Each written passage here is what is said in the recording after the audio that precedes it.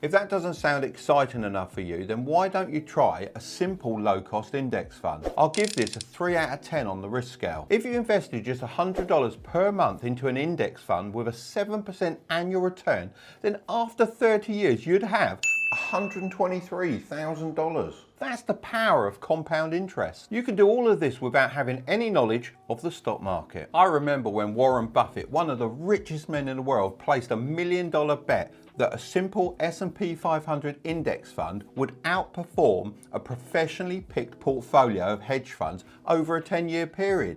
Now, this contest wrapped up in 2017 and the results were made public. Warren Buffett had actually won $1 million bet, which really shows the power of index funds and that the everyday person can take on the pros with little to no knowledge. Imagine an index fund is like a bag of Haribo gummies. The machine in the factory puts a range of the most popular candy into one bag, so you can enjoy the best of the best without having to pick and buy each and every one individually. Now, just replace the candy with companies. That's what an index fund is. You can buy your own selection bag of the most popular companies in the world, such as Apple, Microsoft, Amazon and Facebook, and your money is split between all of them. Now let's go back to the Haribos. Imagine you left these on the side and they're open for a few days or so. They'd go hard and they certainly wouldn't taste as good, would they? But by putting them in a container, you can stop that from happening.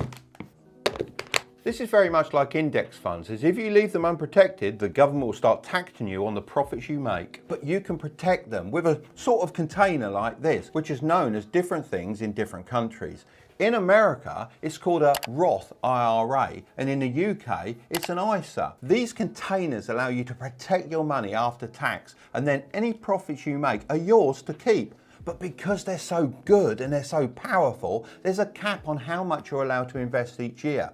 So if I was you, I would take full advantage as soon as possible and max out your allowance. There are more in-depth strategies you can use, but for the purpose of this video, I'm going to be investing $100 into an S&P 500 index fund, which over the last 20 years has an average yearly return of 7%.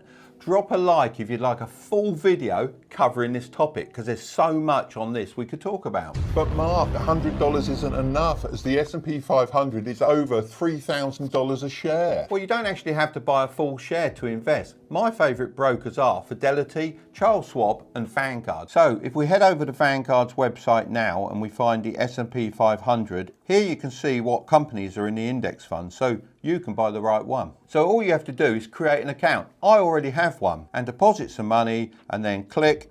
There you go.